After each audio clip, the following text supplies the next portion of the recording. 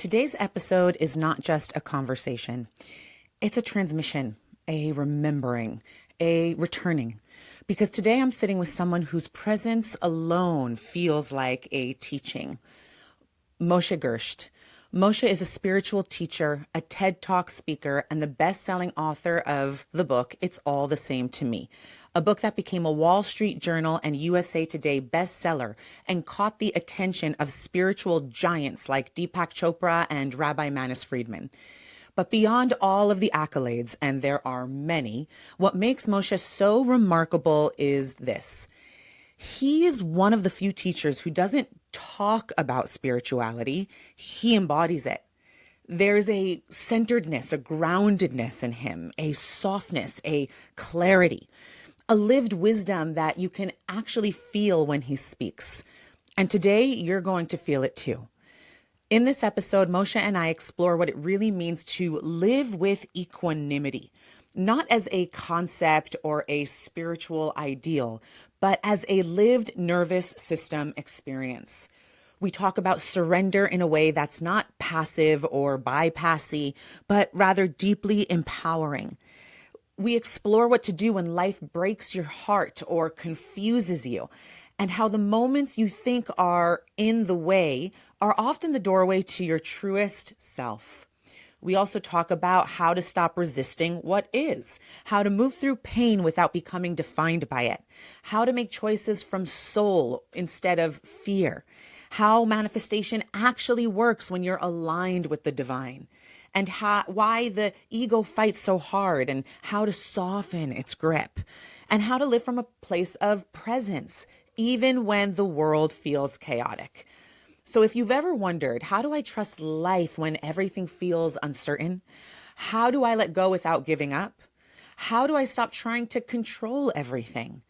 Is my desire my ego or is it my soul? Then this episode is the medicine you didn't know you needed. So take a deep breath with me. Relax your shoulders, let your heart open just a little bit more, because what you're about to hear isn't just wisdom. It's an invitation to experience your life through a completely different lens, one that is quieter, softer, truer, and far more aligned with who you really are. Let's dive in.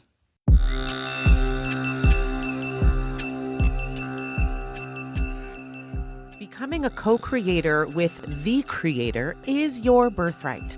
Together, we'll journey into your deepest authenticity, because the more you align with who you truly are, the more effortlessly you call in the life that you desire and deserve. And most importantly, the more you step into your soul's highest purpose.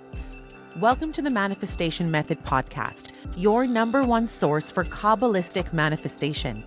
Here we combine the ancient wisdom of Kabbalah, modern psychology, and quantum physics to help you achieve real, tangible manifestation results with my proven Abra method. I'm Ayelet Polonsky, and I'm here to guide you on your journey of manifesting a life that is aligned, expansive, and deeply connected to your highest self through the sacred energetic mechanics of Kabbalistic manifestation. To learn how to use Kabbalistic manifestation to transform your life from the inside out, go to ayeletpolonsky.com or download the Manifestation Method app. Let's open the gates of manifestation together.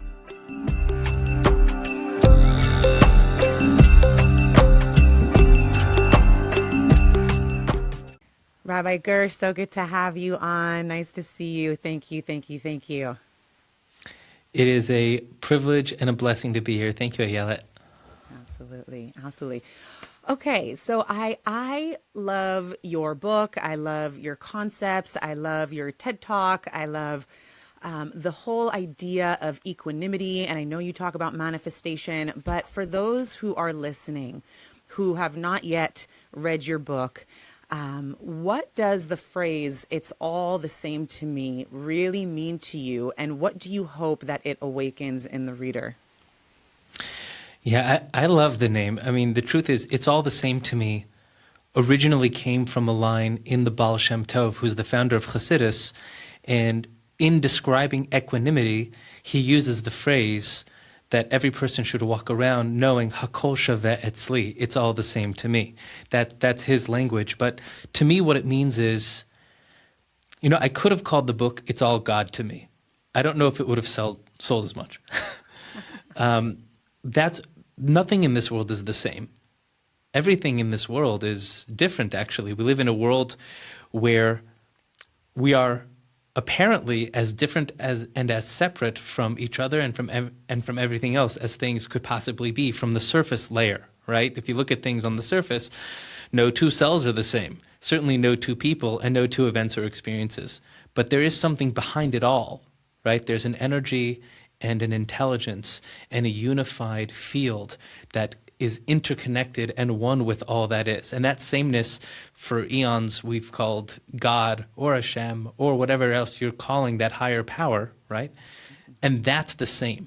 So when we say it's all the same to me, it's really, I could have called it, it's all Hashem to me. It's all God to me. It's all one to me. And that's the bridge that we're trying to create, right? Equanimity is a state of allowing and acceptance of all the parts, the blessings and the challenges, the highs and the lows, all the different colors and the shapes and sizes, knowing that even though we allow for differentiation, we can experience the oneness that all things carry together.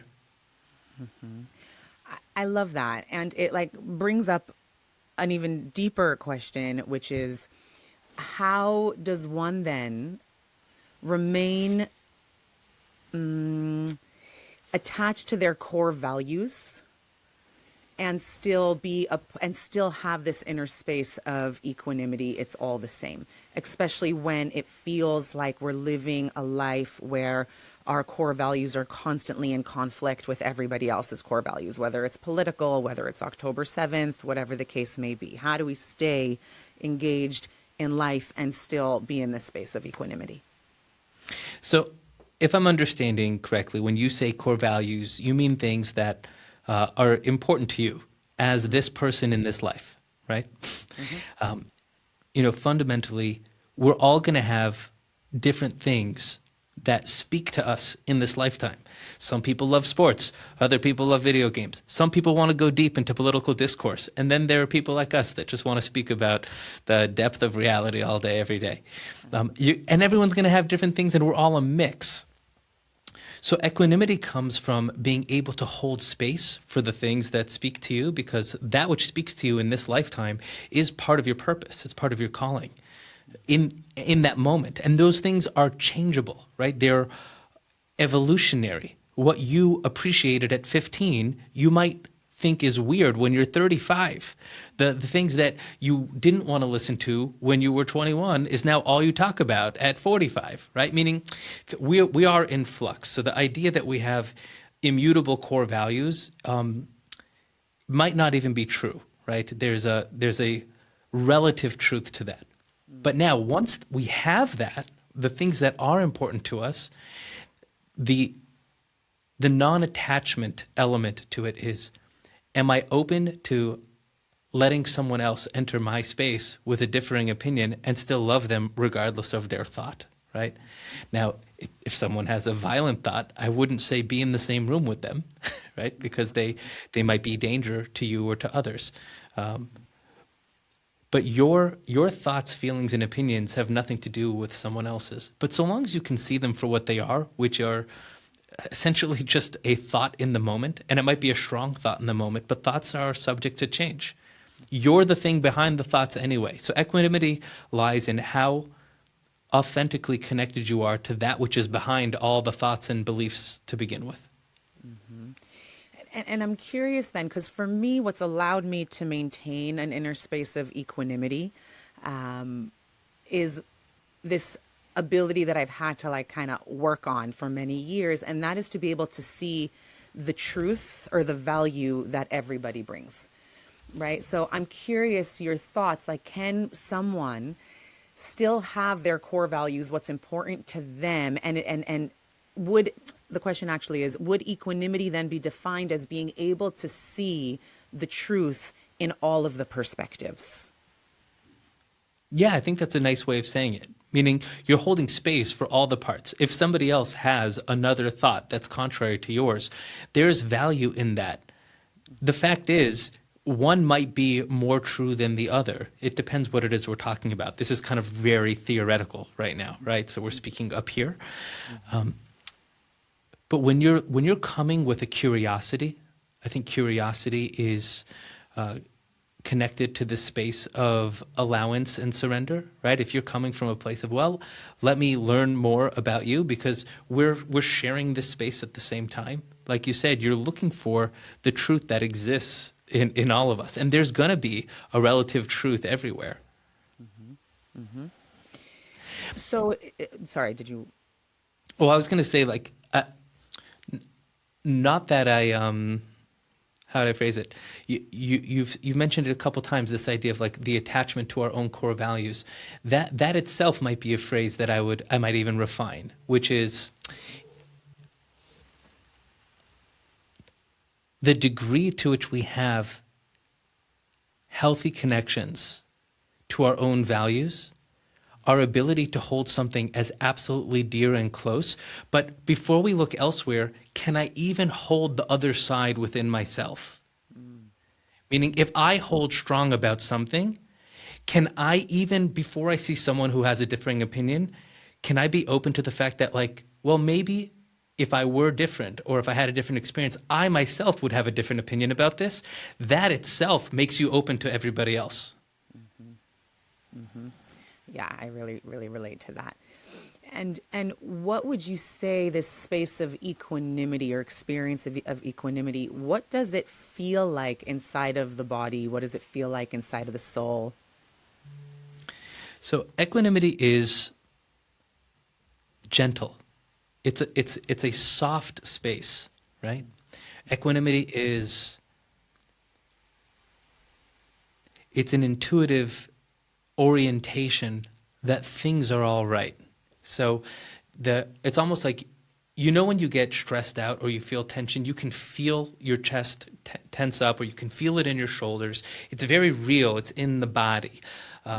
Some people have running thoughts where like the thoughts are like going really, really fast. Equanimity, the thoughts are slower.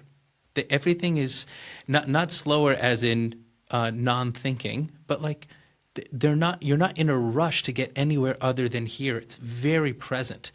You could almost even say that it's synonymous with presence, right?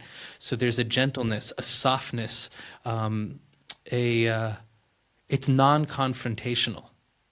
It's very open. So that's how it feels in the body. It feels soft, feels open, it feels curious. And in the mind, it's quiet. It's much more subtle. And you can know when you're starting to drift when the mind starts running. And the running mind isn't actually the issue. It's running after the stories that the mind creates that then pull you off the track, if you will. And even that if you go very wide and very broad, even that's okay. You know in advance that there are going to be moments when you fly off the rails, because that's part of the human experience.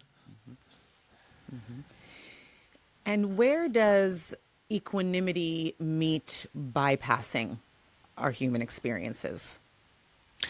Yeah, that's an incredible point and question. I was with one of my family members, and they told me that my nephew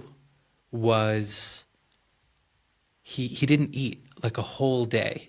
Like he spent this whole Sunday not eating, and nobody really thought anything of it, but like he was making sure not to eat anything. And then that night he was like, whew, I did it. And his father came up to him and said, did what? He was like, I fasted the whole day. And he said, why did you fast? And he said, well, it's Tisha B'Av. And he said, no, Tisha B'Av's next Sunday.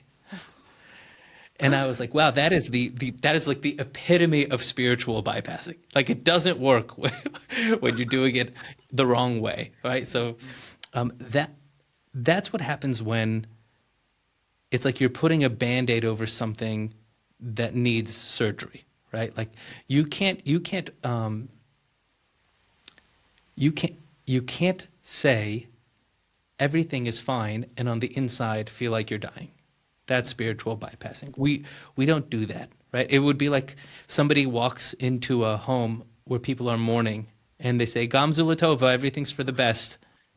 We don't, that's inappropriate, right? It's easier to recognize it when somebody would do it to someone else. You would say, well, you can't do that. But then when you do it to yourself, you're like, I'm just being spiritual. I'm being the spiritual person who I'm supposed to think all the time. It's all for the best. It's all for the best. And even if I'm not feeling that way, when in reality, it's not about changing your thinking in the moment.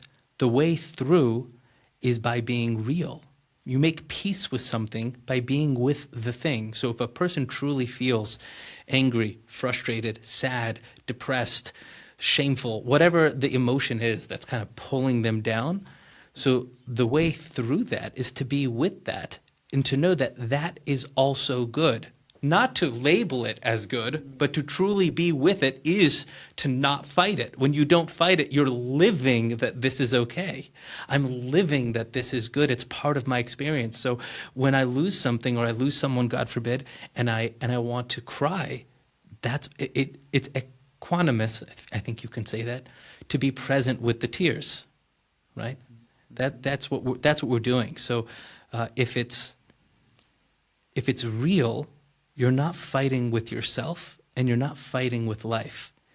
And it doesn't always feel ecstatic and it doesn't always feel high vibrational, as they will say. It's not all the way up here, but it's always here. It's always resting in peace. It's resting in allowing. I allow all of it. I allow all of the parts of me to be there. That's okay. I'm allowed to be this way. And if I'm having a disheveled day, I'm allowed to be disheveled. So what's coming up for me as I'm hearing you describe this so eloquently is the word surrender, which for me, surrender doesn't mean like giving up, but giving over to what is, or kind of like you said, allowing what is. So I'm surrendering to what is. Would you say that this is a similar idea, surrender and equanimity, in the way that you're describing it? Yeah, I think you said it perfectly. I think surrender is one of the, it's like the path to living in equanimity, to living in a internally balanced reality. Meaning the ego, the false sense of self that is rooted in a belief that things are not okay or won't be okay, is constantly trying to control life in order to make it the way that that mind thinks will make their life okay. That's like the simplified version of ego. I think that life would be better if it fit my version of the story. And if it doesn't fit my version of the story, I have to do everything in my power to control, manipulate, and change the situation so that it will be better. In doing so, we perpetuate our suffering and all of the pain that we carry. Because if there's only one way you believe it should be, and there's an infinite number of ways that it can be, you're going to lose. And so you're constantly fighting with life. And so what surrender does, so like you said, it's not giving up, it's letting go of the need to control the situation and meet it where it is and take the next step. It's always showing up in the present moment, take the next step. So it's the path to equanimity is surrender. Mm-hmm, mm-hmm. And you mentioned the word ego, and so I'm curious to hear your thoughts on like what it is that the ego is really trying to protect us from. Yeah, the ego is rooted in this experience of separateness. What happens is, right, we're born into this world and we perceive ourselves as separate from everyone. We are taught to believe from our surroundings, from our parents, from our societies, from the religion we're born into, to the schools that we go to. Everything is shown to us to be a battle for survival. So the ego wants to keep you alive. That's like the baseline. And then everything built on top of that is what your personal ego considers life, more survival. So for some person, that might be, how do people look at them as far as their body is concerned, right? Are they perceived as beautiful, attractive, as someone who is worthy from that sense? For another person, it might be their sense of wealth, right?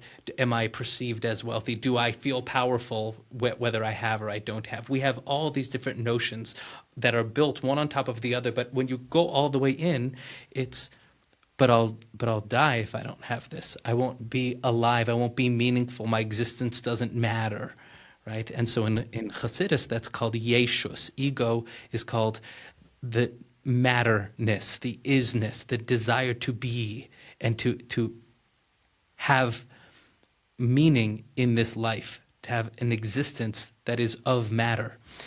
And that's the cosmic joke, because you can't not matter. Right. By definition, you exist, so you matter. Right. And so, like, my understanding of what you're saying is, in a way, the ego holds on to a semblance of control, because otherwise, like, the nervous system just feels threatened in a way. And so for people who are like, yeah, but it's just so hard to let go of that control. Like, what's going on? Why does it feel so threatening to the nervous system to let go of control and access that space of surrender or equanimity or allowing?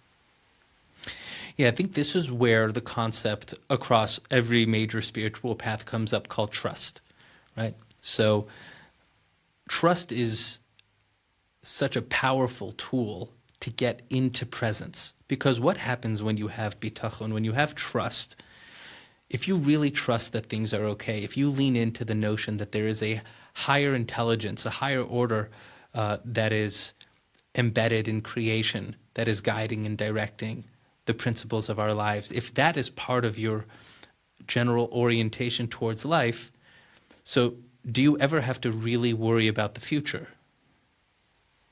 Not really, because you're aware that things are still going to be leading up.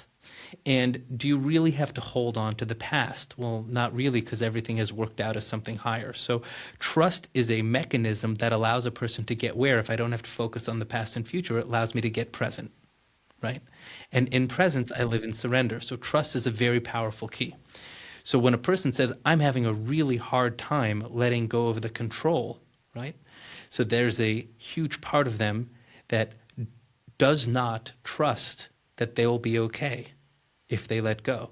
That's the underlying fear is rooted in, but I will fall apart or my life will fall apart, right? There's only two things that could be happening. Either I'm afraid of what's going to happen to me or to the existence around me, the life that I'm in.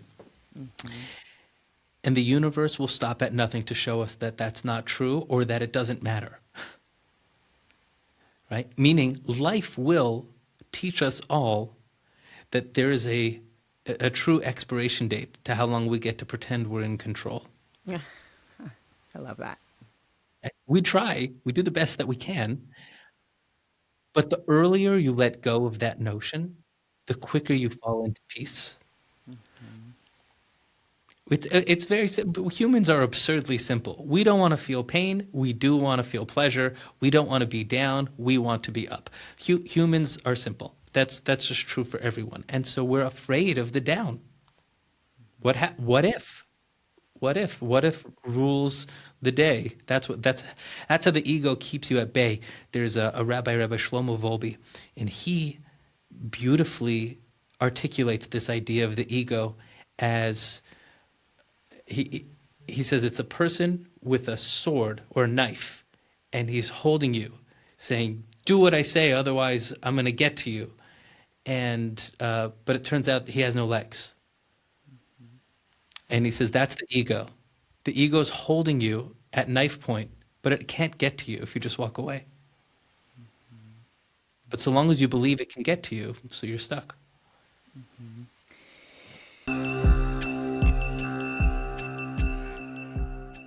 Hi, Ayelet here. I just wanted to pop in and say I am so excited to officially introduce the Manifestation Method portal, membership, and app.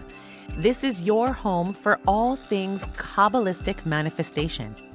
You'll get access to my monthly live workshops, soul deep hypno activations and attunements, all of our manifestation courses, and our global community of manifestors. And the best part? It's just $26 a month.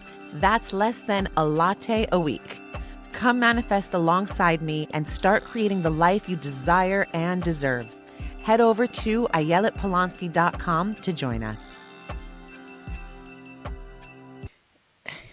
How have you seen your own life show up, or I'd say like manifest for you, once you've stopped insisting that it needs to look a certain way?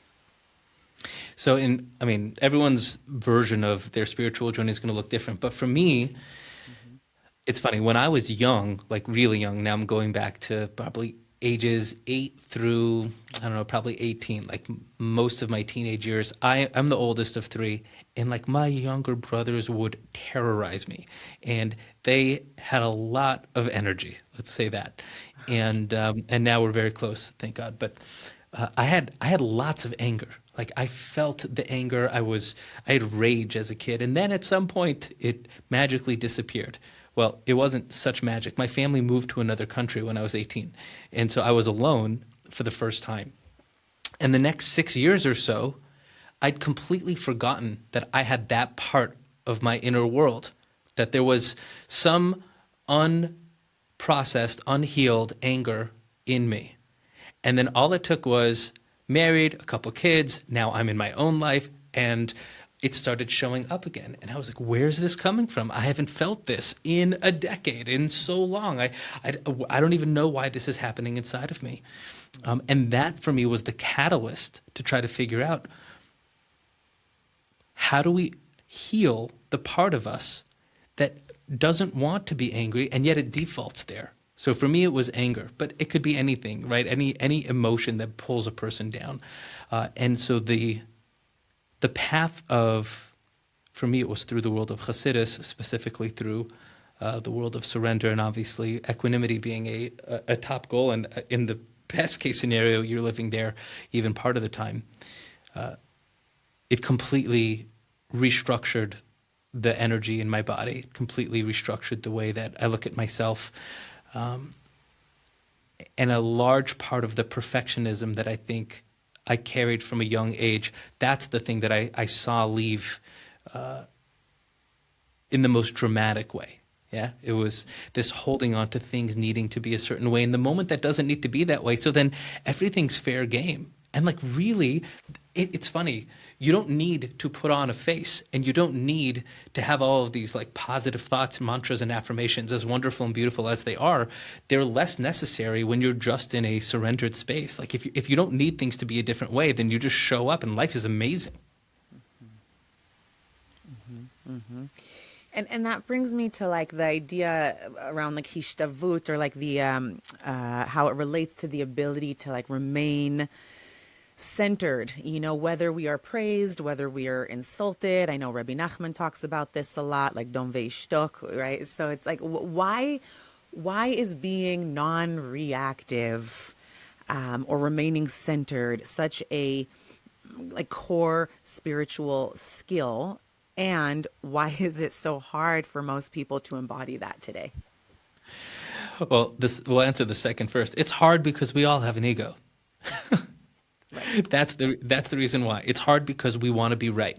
We're addicted to being right. We're addicted to understanding. We're addicted to making sense out of things. Because guess what? If I'm wrong, I'm threatened. If I don't understand, I'm under siege. Right? It all comes back to the same thing. There's this fear of I'm not okay, or life's not okay, or I won't be okay, or life won't be okay. Like oversimplify. Like if you keep it simple, life becomes easier to manage. It's like, oh, I'm afraid I'm not okay. So you can just ask yourself, am I okay? If I'm reacting, if I'm stepping into a reactive presence, I'm actually going from a higher state of consciousness to a lower state of consciousness. Because what are you defending? Right? Who are you defending? You're defending your ego. Because to the ego, I need to be first. To the soul, there is no second. Right? It's we're doing this together. There's this amazing piece of Torah where it's pointed out that, when someone gets married, they say these the 7 blessings under the chuppah. Mm-hmm. And there's a letter that's missing. One of the Hebrew letters are missing from the 7 blessings, and it's the letter Zayin. And Zayin means a weapon. And so what do you use a weapon for? You only use a weapon either to conquer something or to defend something. But when a person enters into a marriage, the idea is we don't bring weapons into marriage because there's nothing to conquer and there's nothing to defend. If you want peace, you put your weapons down, right? So reactivity is living with a weapon in hand. I need to defend myself. I need to defend my honor. What are we defending? And so you can just hear someone and take it in and then have your own opinion that's different without having to. It's not so much about having a differing thought on life. It's about the energy that goes into your response. So when you have a knee-jerk reaction that is, oh, no, I have to put you down. I have to attack this. Even if you're right, you might say all the right words, and everything you say coming out of your mouth might be 100% true. But where it's coming from is energetically coming from a low place. And the goal of Torah, the goal of Judaism, the goal of spirituality is the elevation of heart, mind, and soul, to be reconnected and recognize that you're an extension of the light, one with the whole of all that is. So even if you're right, but you're right from an intellectual place, not from an energetic, spiritual space. And so that's why you're going to find lots of commentary and lots of discussion around that being kind of like a lower level midah, or kind of a spiritual, emotional space. Uh-huh. I love that. And so just thinking of, feeding the ego versus feeding the soul, and then letting one kind of lead. Is there ever a means to take out our weapons, use our weapons to fight, to react? And if so, when? Survival. Meaning that the point of the ego is to keep us alive. And so, it's funny, if you're leading from consciousness, if you're leading from the soul, you know when to employ the weapon, right? You know when to pull it out. There's a time for that. And hopefully the time is significantly less than when you need to have it, in the holster, right? We don't want to be in that position. Humanity suffers from insanity of living constantly with guns, blazing, right? It's not a good way to go through life. And throughout history, more and more and more, we've become less violent. Now, people will turn on the news and say, "What are you talking about? That's not true. We're just as violent as we always been." But it's not true. The world is a significantly better place today than it was before. And the moral fabric of society has changed, has evolved. We have gotten more kind and more compassionate and more understanding. And it's a pendulum. These things swing, right? We're not all the way there. But on a personal level, when's the time to pull something out? Well, are you being attacked such that it requires you to protect yourself? And I don't mean verbally, I mean physically. Verbally, if somebody is attacking you, so 9 out of 10 times you can respond from presence, right? There's a small percentage of the time where you just can't respond at all, and you just need to walk away from that person, that conversation, or that relationship. But very rare, I have to really think if there's a time to get reactive in a conversation. Again, unless it's, I can think of a case where maybe you're speaking to someone and it's a large platform and they're saying something that's inflammatory that could actually be causing negative ramifications to you, your family, to your community. And if you don't take a strong stand in that moment, right, you run the risk of actually there being danger, right, in the world. So that might be a case where you have to pull something out and make a stand and a stop, which is stronger than what you would typically do. And even that can be done from an energetic space of presence, right? Even that can be done with love and compassion. So I don't think at any point do we go to the dark side. That's not a Torah vision. It's not a spiritual vision. Mm-hmm. Mm-hmm. So when I'm hearing you say, because what's coming to mind, and I'm not trying to make this conversation political by any means, but I'm just looking at the overarching political climate, whether it's in Israel, whether it's in America, there's so much othering going on and protesting and trying to point fingers at the other side, and people get really reactive. And so from what I'm hearing you say is, if the other side poses a threat to me, my family, my community, then there's means to get reactive. But do you think that what's going on a more collective level is just a bunch of is like one big game? Is there value to it? How do we reconcile this like othering and reactivity that's happening on this collective level? So two things. One is just to refine the paraphrase. I don't think that even there it makes sense to step into reactivity. I think we're using the language of like pulling out our weapon, our need to be at least apparently confrontational. But I still mean that only on the surface. On the inside, like the way that it's like I think about, there's a beautiful piece from the Rambam where he says, if you need to yell at your children to show anger so that they should be afraid to, let's say, cross the street without looking, something like that. Like if there's a reason to show anger, do so. But on the inside, don't be angry, he says. Meaning you do something because it requires an effect in the world. But on the inside, we do everything in our power to remain centered. Yeah, so it's not even stepping into reactivity.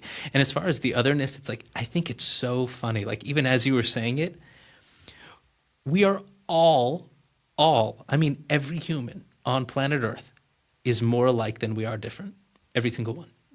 Every single person. If you had to like break us all down and say, are we alike or different? There is no other. In fact, it's so funny. The one of the main phrases in Torah is ein od. There's no other. There's no other. This whole otherness is like, it is the ego's cosmic joke to keep us at each other's throats.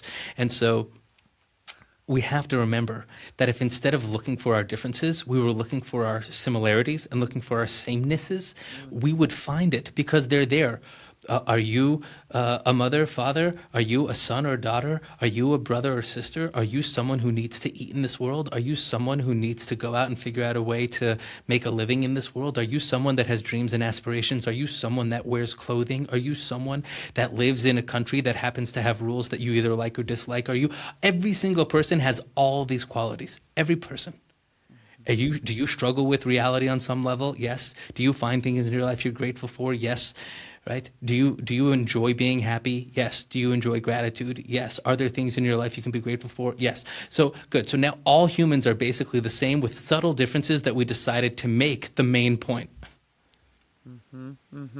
So good. So crazy. It's so crazy. It really comes down. It's so good. It's so good.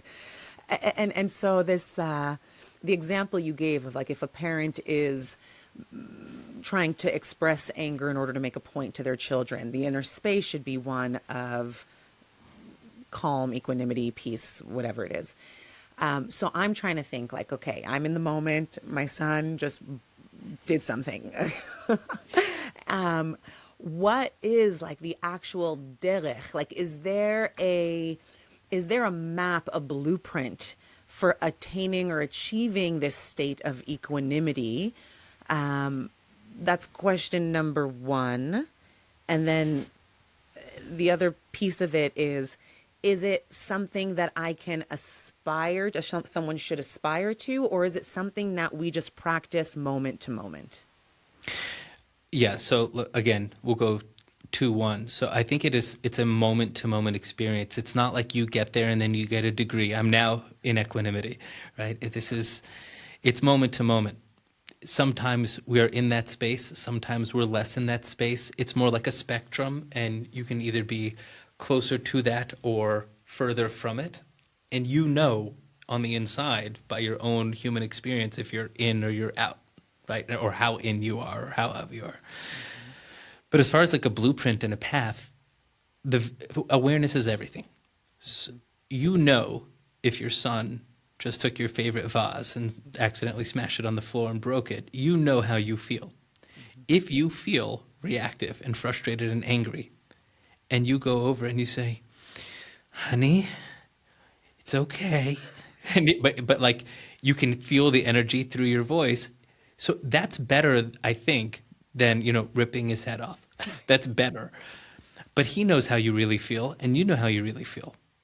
So it would almost be better to take a moment to pause before having any reaction and to take a breath and to see it and to ask, how do I want to respond? Like that's allowed. Like we don't often think that we're allowed to actually ask ourselves before we step into a situation, well, how do I want to think about this while I'm in that situation? You can do that. And if that's too difficult, which often in the moment it is, because you're hijacked by the emotion, do it in advance. Some things in your life happen often. So plan in advance how you want to respond internally.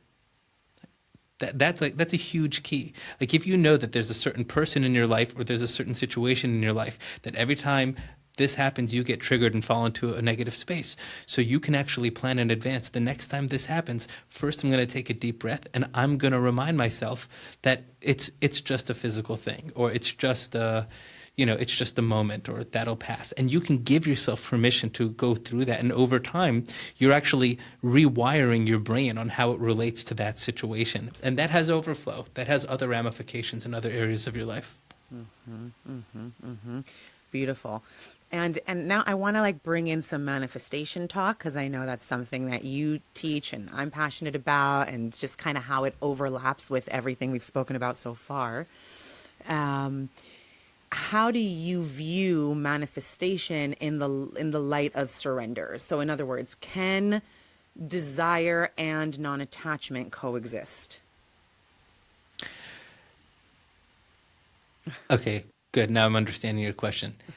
I think the way that I framed it in the book is we're not taught how to want. Yeah, there's resistant wanting and there's surrendered wanting. Wanting that is resistant is a wanting that is rooted in an attachment. I need this. I need this, or I need this not to happen. So it's either attachment or resistance. That energy doesn't coexist with surrender. It stands against it because it is my forcing energy that's trying to manipulate and change the world. And anybody that's familiar with this conversation around co-creation recognizes that the degree to which I'm trying to force something in reality is the degree that I stand in front of it. I'm actually blocking it with my own energy of trying to force it to come at a certain time or in a certain way. I always tell people that the world of manifesting exists when you hold on to the what and why and let go of the how, where, and when. Yeah, meaning the details are the part you surrender, because that's the part you actually have no control over. You do everything in your power to take the right step and go to the next place in the direction you're going in, but who knows what's going to happen next? So the surrender is on the how. The surrender is on all the details of whether something shows up and how it shows up and the degree to which it shows up in your life. Like, you're a space creator, not a manifester, right? You're creating space to receive that which is coming towards you. And even the desire itself has to be recognized that you received that desire.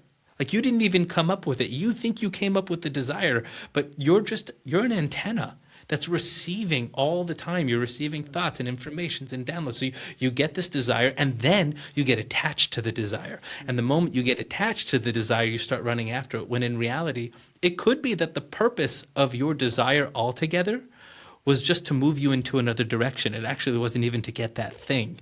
And it's always working. So the surrendered wanting is the same experience where you have a desire, you figure out what you want to go towards, and you start walking towards it, but you're not thinking about the outcome. You're not thinking about the details of the how, where, and when. You might practically need to be doing things to move towards it. But there's a surrender on everything else other than the what and the why. I know what it is. I know why I want it, and that's enough. And let's say a person's what and why is very clear and very strong. And let's say they know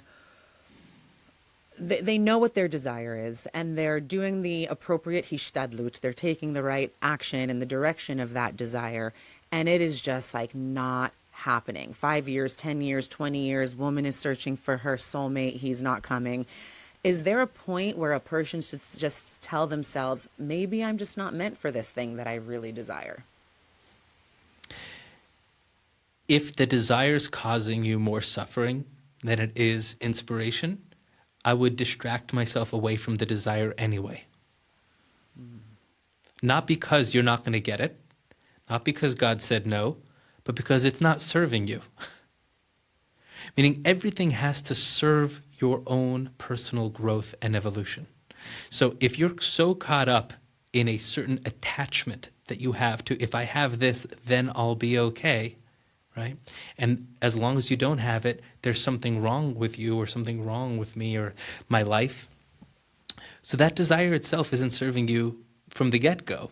So I would anyway say, find yourself distracted by something else, right? Recognize that nothing's going to give you the peace you think getting that thing is going to give you. So if it's a spouse they're looking for, or it's a certain number in the bank account, or it's a home they want to own, or it's a place they want to live, or a job title they want to have, whatever it is they're looking for, if a person believes that their self-worth or their happiness or their peace of mind is wrapped up in getting there, I don't care if it's been 20 years or 20 minutes, it's already a problem, right? Because that itself is keeping you blocked. If it's not, if you're able to continue moving in the direction of your desire while being in a state of peace and joy, and it's not pulling you down into the ground, until the story's finished being written, why would you ever give it up?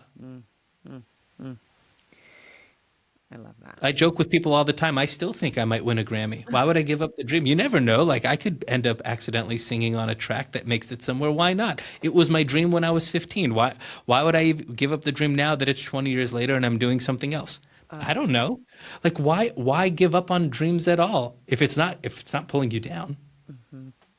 Totally. I was wondering, and I listened to your TED Talk, and I was wondering, I'm like, does that desire to win that Grammy or be the rock star or whatever it is, like, does that still live inside of you? So it's interesting to hear you mention that. Yeah, I mean, I think we have a blueprint. We all have blueprints of what we come here to do, and it can manifest in different ways. So I was unavoidably going to be sharing my voice with the world. So that was music, and then it was teaching, it was writing, meaning like that's what I'm doing here. And it's not because I have to, it's not coming from like this feeling of like I must, I just don't know another way to live. This is what I've been doing my whole life, and this is how I share. And there are times when I'm more in the cave, and then there's times where I'm more on the stage, and it is what it is. And, you know, minor detour into astrology, I think that's what that is. I think that the astrological blueprint of our reality is it's like the set point of what it is that these different incarnations are doing here. How you experience that, that's you. That's really the point of this whole thing. But the fact that like you have a desire to go share with the world, if you have that's inborn. You have that. And if a person has a desire to not be in the spotlight, that's also inborn, unless at some point they need to bring it out for some reason. Yeah. So relatable. I always just wanted to be a singer when I was little. Like, I wanted to be on stages and sing. I didn't become a singer. I mean, I sing in private, but yeah, it like pulled me onto stages nonetheless. So I really relate to that. You know, we think of like Moshe Rabbeinu, who kept praying and praying to enter the land of Israel. And Hashem was like, not one more prayer, or else I'm going to have to let you enter, and there's going to be ramifications, you know. And, you know, I know Rabbi Nachman, the Baal Shem Tov, so many sages say, like, if you focus all of your kavana, all of your focused intention on that thing that you're praying for, then inevitably it has to manifest. I'm curious to hear your thoughts about that. If someone wants what they want, and they're like, I'm going to stop at nothing, and I'm going to have the surrendered inner space, but I'm still going to hold on to the desire, do you believe that anything is possible for anyone in their lifetime? So anything for anyone is as broad a term as possible. And I think when we think about manifestation, that's the question I think that comes up the most, that I receive the most. And I always tell people, you know, can you be a foot taller? If you really want to be a foot taller? And like maybe on some weird reality where you can imagine that happening, maybe sometime in the future you can. But up until further notice, no, right? Like that's not going to change. You can wear heels. You can wear a taller hat. You can do a lot of things.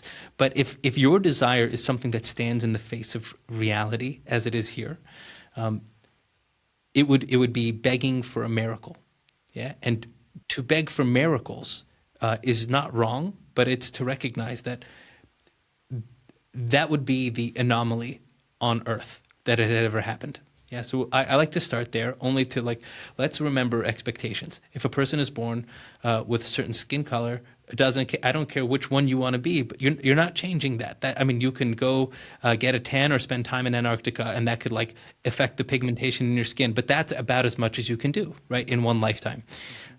If a person wants to affect many areas of, if a 75-year-old was like, you know what, I want to be 15, there's a lot you can do, but you can't change your actual age.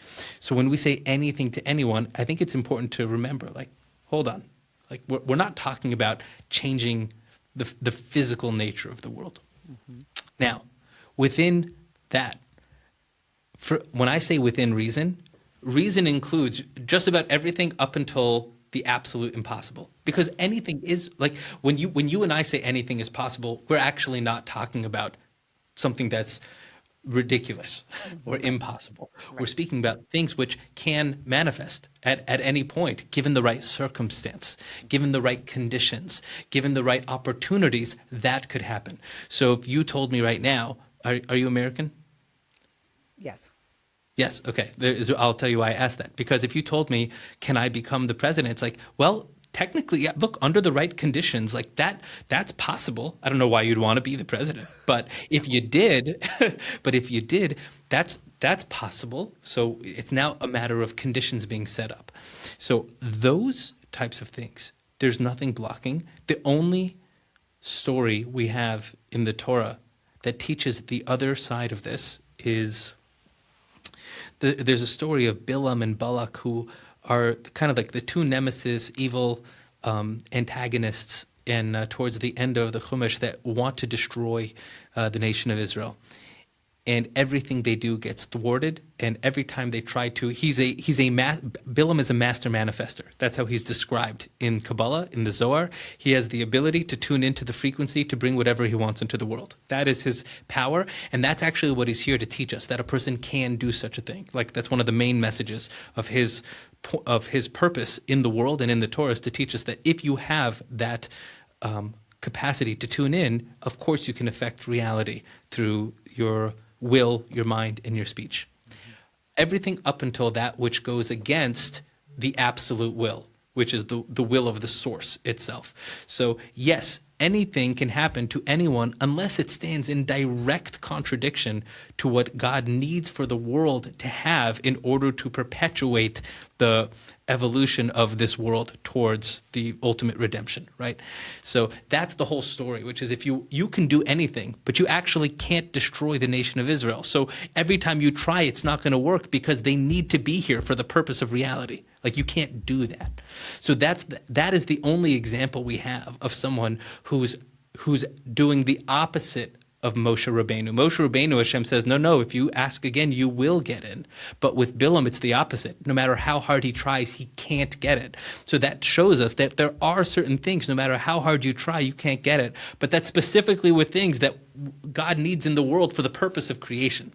So assuming that you don't have a desire to ruin something on the planet, for the sake of, conversation, so then yes, I would say live with the pure, infinite potential possibility, knowing that you can get there. But know that it's where it's coming from that's even more important than what you're trying to get to, which is why when Moshe hears from God, don't pray, if it were ego, he would have taken the statement and said, you mean if I pray one more time, I get it? Right?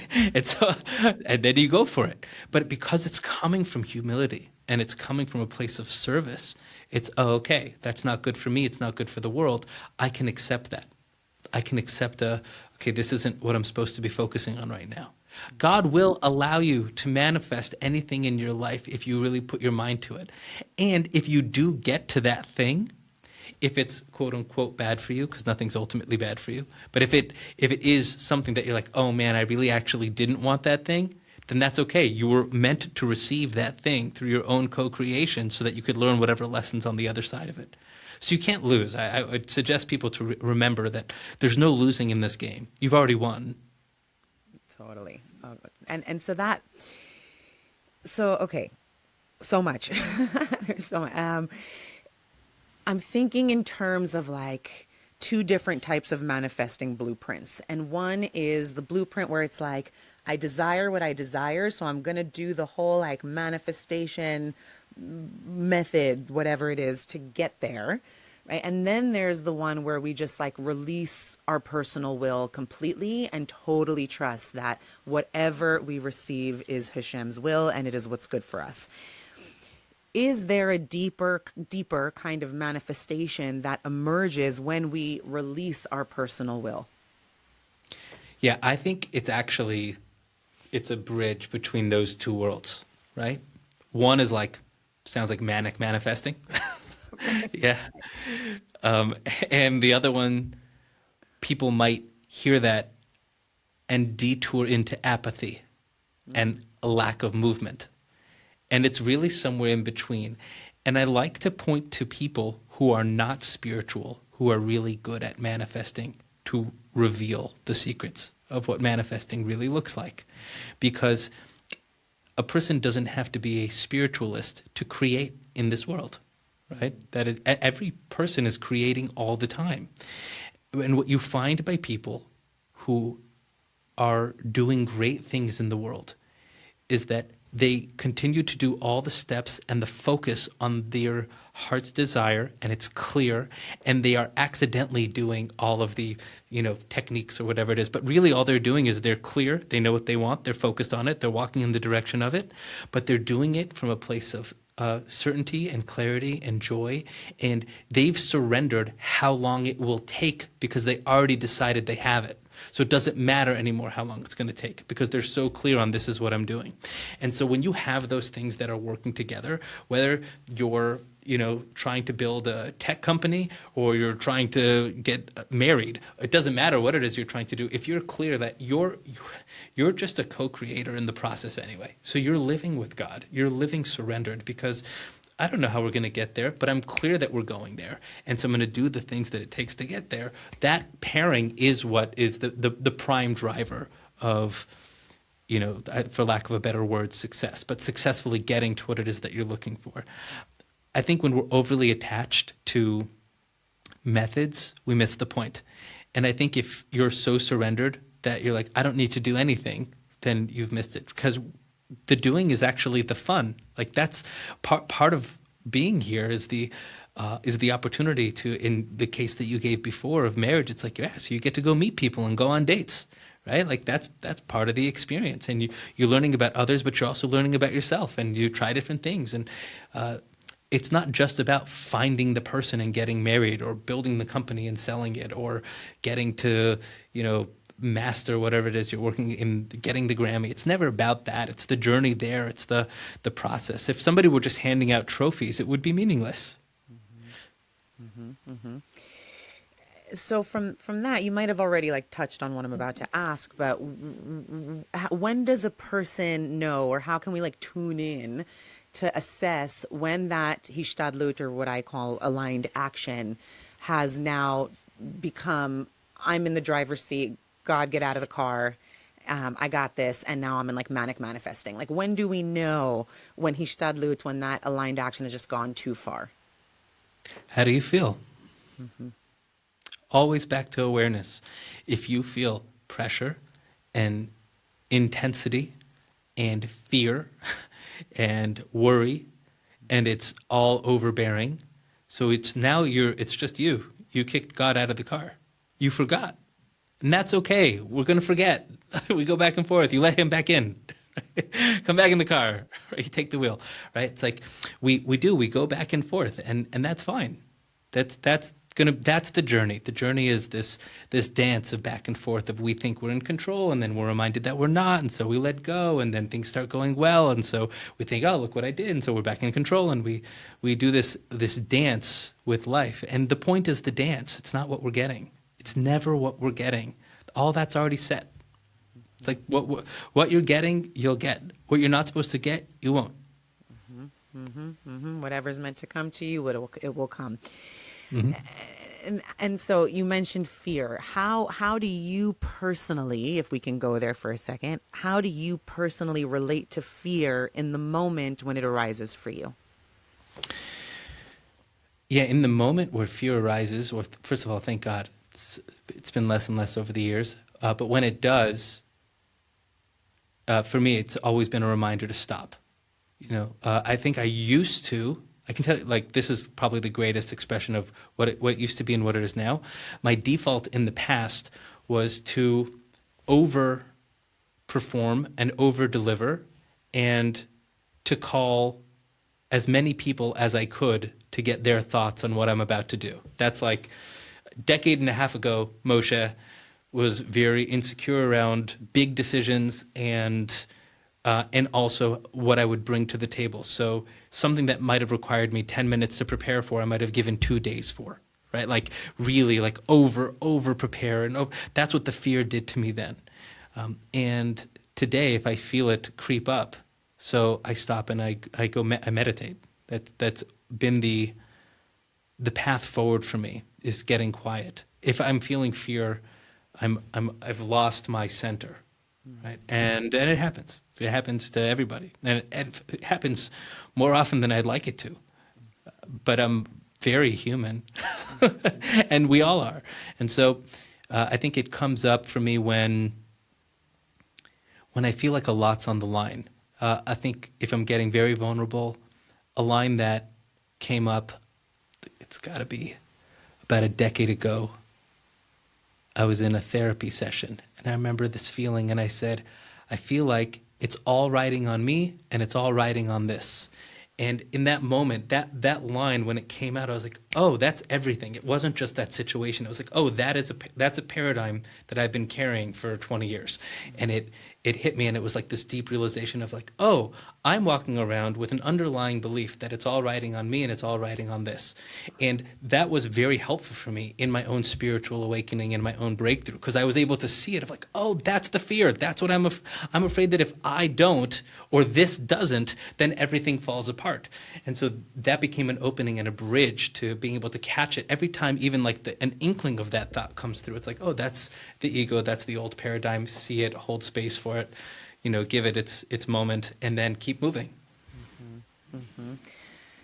Oh, really relate to that. This is more of just like a question that I grapple with and would love to, like, maybe it's just I'm always going to be in process with it, but it is the head versus the heart, right? Hasidic says the furthest distance between any 2 points is between the head and the heart. And like, I think like Torah study, in my experience, can be very heady, right? And from my understanding, or at least what I've learned in seminary, is like, let the head lead, because the heart can have like animalistic, lusty impulses. But then in kind of more like pop psychology, modern new age talk, it's like, listen to your heart, trust your heart. So like, which is it, and how do we know which one to listen to in any given moment? That's an awesome question. I don't know if you saw the video we put out today, but that was what the video was on today, across socials. The idea, I was raised with this, and then I fell out, and then I found myself back, was always lead with your gut and check with your mind. Lead with your gut and check with your mind, meaning it's never one or the other.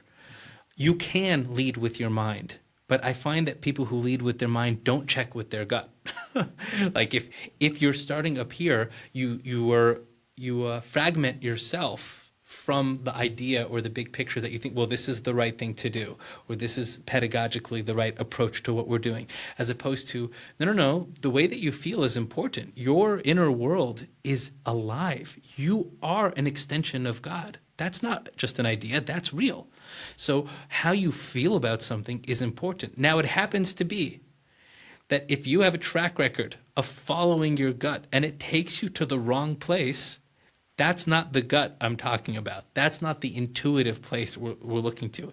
If you have if you know that, well, I've tried listening to myself and it keeps getting me in trouble, then for you, right, if that's the person who is listening in this moment, it's like, so double check with your mind, maybe triple check. Or for some people, it's for you, maybe you should be leading with your mind. But I think most people are overthinking situations. And gut impulse is not an accident. There's a difference between emotional and intuitive, and that's probably conversation for another talk. It's deeper. But an intuitive knowing or an impulse, a flash of insight, that's something to be listened to. And I actually would suggest leading with that, but never throwing your mind out. Your mind is there in order to give boundaries to things that might be beyond reason. Like that might not be a great idea. Have you thought about, the risks that come with that? And then you can respond, which is, I've thought about the risks. I still feel like I have to do this. And now that's called an informed decision. Mm-hmm.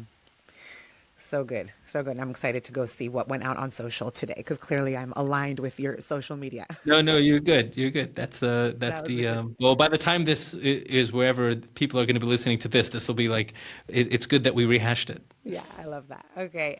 And lastly, if you could leave our listeners with one truth that has carried you through everything, what would it be? I love that. I don't know if you know, but we just launched this program called Awaken. And it was a manifestation of a long time of trying to take all of these truths and put them into one area. And the tagline is awaken to the truth of who you are and what life is. But then people ask me what that is. And it's the recognition that joy is your nature. Yeah, that's really been the compass that I keep coming back to, which is, remember, if you're not at peace, if you're not feeling joy, you've fallen away not from the feeling that you want to feel good, you've fallen away from yourself. Your essence is good. Your essence feels good. And you have to trust that. And if you're not there, so we just have to find yourself. There's nothing out in the world that will give you what you don't already have.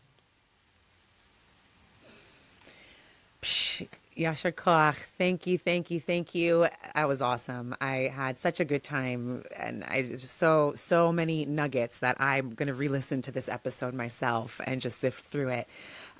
If our listeners want more of you, where can they find you? Everything's on the website, moshegersht.com. All socials, Instagram, TikTok, LinkedIn, Twitter, Facebook, whatever, all the different social places are all my name. And the books are on Amazon. Awesome. And we will tag everything in the footnotes below this episode too. Thank you so much. Such an It's honor. always a pleasure to sit with you, Ayelet. Likewise.